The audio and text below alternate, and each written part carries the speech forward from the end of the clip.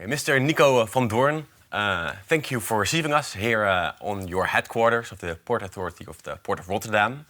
When I look outside, I see a huge spaghetti of pipelines, huge fuel bunkers, and ships unloading.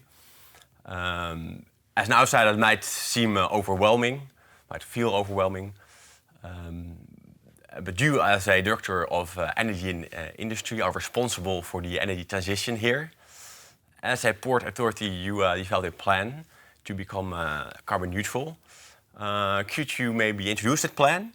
And also maybe start with a small lesson you learned for our learners while you were here as a director.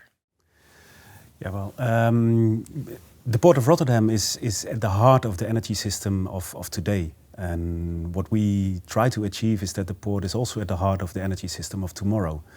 And you ask what kind of lesson I learned, and for me that would be find the right partner and just do it.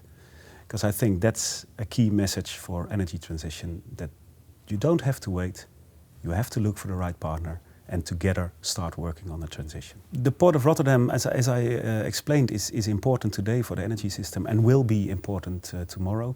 But at the same time, the Port of Rotterdam also emits roughly 1/5 of the Dutch emissions of carbon dioxide. This is a burden, but this is also an opportunity. And we'd like to see it as an opportunity because you have this emission on this relatively small area. It is maybe easier to get measures implemented here in this area. So that's why we drafted an energy transition plan. And roughly this energy transition plan consists of three steps, or three pillars, so to say. The first step is about efficiency. Take all the measures you can on efficiency. And also in this first step there are vast investments in infrastructure for today and infrastructure for tomorrow. We will touch upon that, I think, later. The second step is about the change of the energy system. You need to go from fossil energy to renewable energy. And then in the third step, it is about the change of the feedstock system, because you also need to go from fossil feedstock to renewable feedstock and bio-based feedstock. What is exactly your role and how do you see your role in the energy transition? The energy transition is not a project which has been done before in the port. So we are looking at our role and which role is needed in order to achieve the targets of energy transition. And we can play our traditional role, that is land lease, but we have some other roles we can play. And one of it is matchmaking, just getting the right people together to develop new projects. And another one is even that we can consider to be an equity investor in new developments, new opportunities. So we have different roles to play and we decide on each single opportunity which role gives the most needed impact. If we then look to the plan and also to the aspect of energy security, and having a reliable energy system for all these parties here. How do you see your role there and how do you hope to maintain the reliability of the system and also make sure that there is energy available for other processes here? If you look at one of the unique selling points of the Port of Rotterdam, it is its reliable energy system. And we would like to see that in the future to be the same, to have a reliable energy system. As Port Authority, we do not play that much a role in security of supply. But I think in the future, this could change. If you look, for instance, in the growing amount of renewable power, which is flexible, which depends on wind or sun, as a port you could play a role in being a load center or an industrial cluster. You could anticipate on the fluctuations which will be there with renewable power. And that's where we're working on. So we're now working on the development of projects for storage of energy in different forms. Could be in hydrogen, could be in batteries, could be any kind of technology. So together with partners we look at how to store energy and how to react to a more flexible supply of energy. One of the ways to store energy is in hydrogen. hydrogen is already being used here in various processes, in the refineries and the petrochemical industry. Although it's currently not all green, or the majority is not green, how do you see a transition happening for hydrogen? And do you see a role for the market there, or maybe also for other parties? The aspect of hydrogen in the port is a very interesting domain, so to say.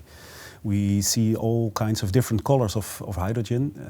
Today we have grey hydrogen. Maybe in the near future we will have blue hydrogen. And then further away we'll have a large amount of green hydrogen.